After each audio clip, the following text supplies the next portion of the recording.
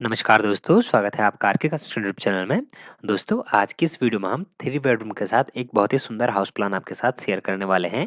साथ ही दोस्तों इस वीडियो में हम आपको बताएँगे कि किस तरह से आप अर्थक्वेक रेजिस्टेंस बिल्डिंग बनाने के लिए बीम और कॉलम का यूज़ हमें करना होता है, जिससे दोस्तों हमारे घर की एज बढ़ जाती है।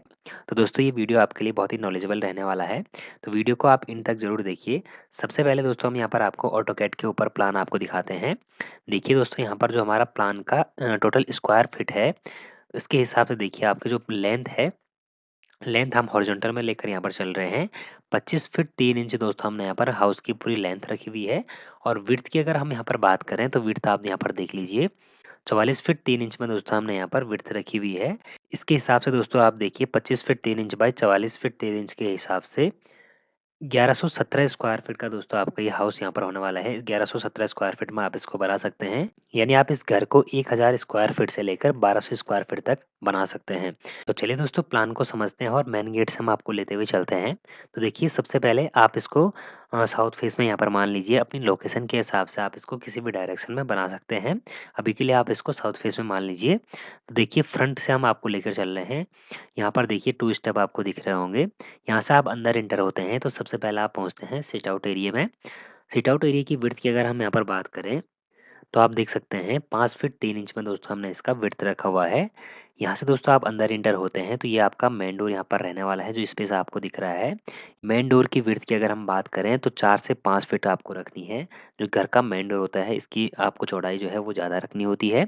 यहाँ से आप अंदर एंटर होते हैं तो सबसे पहले आप पहुँचते हैं डाइनिंग कम लिविंग हॉल में, ठीक है।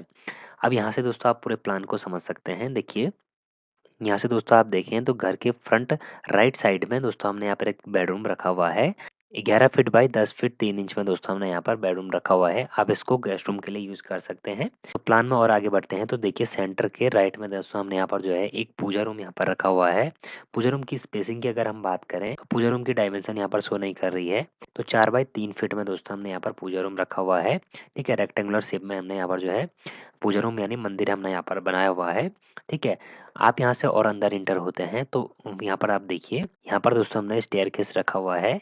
यहाँ से दोस्तों आप ऊपर चढ़ना स्टार्ट करेंगे तो फर्स्ट आपको कुछ स्टेप चढ़ने के बाद आपको एक लैंडिंग मिल जाती है। लैंडिंग की स्पेसिंग देखिए दोस्तों, यहाँ पर पूरा 6 फीट में हमने यहाँ पर जो है लैंडिंग रखी हुई है।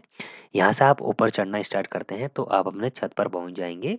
ठीक है, स्टेयरकेस की विड्थ की अगर हम बात करें, एक स्टेप की अगर हम विड्थ की बात करें तो 3 फीट हमने एक स्टेप का विड्थ यहाँ पर रखा हुआ है। ठीक है, यहाँ से दोस्तों हमने यहाँ पर आर्च डिज़ाइन किया हुआ है।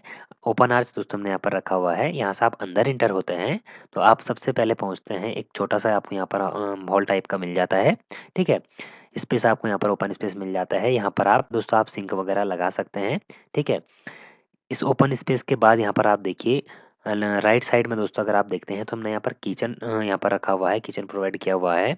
किचन की स्पेसिंग की दोस्तों अगर हम बात करें तो 7 बाई 8 फीट 6 इंच में दोस्तों हमने यहाँ पर जो है किचन रखा हुआ है। एक एवरेज स्पेस दोस्तों किचन के लिए हमने यहाँ पर दिया हुआ है। ठीक है? और दोस्तों किचन के ही अपोजिट में आप देखते हैं तो यहाँ पर देखिए हमारा जो है बाथरूम और टॉयलेट के लिए हमने यहाँ पर जो है स्पेस दिया हुआ है। बाथरूम हमने यहाँ पर जो है अलग-अलग, टॉयलेट और बाथरूम दोस्तों हमने यहाँ पर अलग-अलग डिज़ाइन किए हुए हैं।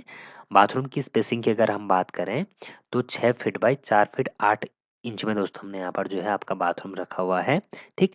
उसके बाद अगर आप टॉयलेट की बात करें तो टॉयलेट की स्पेसिंग देखिए दोस्तों 6 फीट बाई 3.5 फीट में दोस्तों हमने यहाँ पर जो है टॉयलेट रखा हुआ है। डब्ल्यूसी के लिए हमने यहाँ पर स्पेस दिया हुआ है और अलग-अलग डोर हमने यहाँ इसके जो है दिए हुए हैं। ठीक है?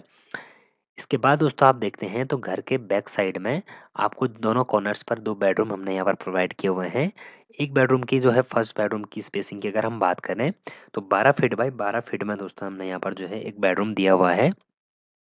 सेकंड बेडरूम की स्पेसिंग की अगर हम बात करें तो 11 बाई 12 फीट में दोस्तों हमने यहाँ पर जो है बेडरूम की स्पेसिंग हमने दी हुई है। साथ ही दोस्तों घर की सभी दीवारें हमने जो है 9 इंच में दी हुई है। लोड बेयरिंग वॉल हमने यहाँ पर दी हुई है। ठीक है, और कॉलम्स का जो साइज होने वाला है वो 9 बाई 9 हमने यहाँ पर दिया हुआ है। आप चाहे तो 9 बाई 12 कर सकते हैं, 12 बाई 12 कर सकते हैं, लेकिन दोस्तों हमने G+1 के हिसाब से यहाँ पर दिया हुआ है। 9 बाई 9 आप रख सकते हैं। ठीक है, तो दोस्तों प्लान आप देख लीजिए, इस तरह से हमने यहाँ पर प्लान को बनाया हुआ है। अब दोस्तों हम प्लान का 3D व्यू आपको दिखाते हैं। फ्रेम स्ट्रक्चर किस तरह से आपको बनाना है, किस तरह से प्लिंथ बीम आपको देना है, किस तरह से आपको कॉलम और बीम, टाई बीम वगैरह आपको देने हैं। दोस्तों देखिए 3D व्यू में हम यहाँ पर आ चुके हैं। यहाँ पर दोस्तों हमने प्लिंथ बीम, कॉलम और लिंटल बीम और फ्लोर बीम का यहाँ पर जो है फ्रेम स्ट्रक्चर यहाँ पर बनाया हुआ है। किस तरह से आपको यहाँ पर बनाना है। देखिए सबसे पहले फ्रेम स्ट्रक्चर में दोस्तों सबसे नीचे आपकी होती है फाउंडेशन फुटिंग, ठीक है। उसके बाद ग्राउंड लेवल से ऊपर हमने यहाँ पर शो किया हुआ है। ग्राउंड लेवल से ऊपर जो हम यहाँ पर देते हैं, उठाते हैं घर को, वो दोस्तों हमारा होता है प्लिंथ बीम। घर में दोस्तों प्लिंथ बीम देना बहुत ज़्यादा ज़रूरी हो जाता है। उसके बाद दोस्तों 2.5 इंच की डीपीसी हमको देनी होती है, डैम्प प्रूफ कोर्स हम जिसे कहते हैं, ठीक है। उसके बाद हम यहाँ पर दोस्तों शो कर रहे हैं कॉलम, ठीक है। आपका 9x9 का कॉलम यहाँ पर हमने शो किया हुआ है। फ्लोर लेवल से दोस्तों हमने यहाँ पर कॉलम सबसे पहले 7 फीट तक यहाँ पर उठाया हुआ है, ठीक है। 7 फीट हमने क्यों उठाया हुआ है दोस्तों? 7 फीट पर दोस्तों हमारा जो है लिंटल लेवल होता है। लिंटल लेवल तक हमको सबसे पहले उठाना होता है कॉलम, उसके बाद हमें लिंटल बीम देना होता है। उसके बाद दोस्तों हमें क्या करना होता है, कुछ ब्रिक मैसनरी करने के बाद जहाँ पर आपको ये दिख रहा है होलो, यहाँ पर आपको दिख रहा है गैप, यहाँ पर ब्रिक मैसनरी करने के बाद हमें देना होता है फ्लोर बीम, ठीक है। फ्लोर बीम को भी दोस्तों हमें पूरे कॉलम से बांधना होता है, जिस तरह से हमने यहाँ पर बांधा हुआ है, ठीक है। एक कॉलम से दूसरे कॉलम और दूसरे कॉलम से तीसरे कॉलम, इस तरह से बॉक्स हमने यहाँ पर बनाया हुआ है।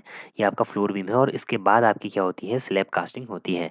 दोस्तों ये आपका फ्रेम स्ट्रक्चर है। अगर आप इस तरह से घर बनाते हैं तो आपका जो घर होगा वो आपका अर्थक्वेक रेजिस्टेंस बिल्डिंग कहलाएगी और भूकंप के टाइम आपका जो घर है वो सेफ रहेगा। इस तरह से अगर आप बिल्डिंग बनाते हैं तो आपकी घर की एज बढ़ जाएगी और क्रैक्स आपको कभी भी अपने घर पर देखने को नहीं मिलेंगे। तो दोस्तों इस तरह से आपको फ्रेम स्ट्रक्चर बनाना है। तो अगली वीडियो में दोस्तों हम इस घर का वॉल्स और विंडोज के साथ 3D व्यू देखेंगे। दोस्तों आपको आज का वीडियो कैसा लगा कमेंट बॉक्स में ज़रूर बताएं।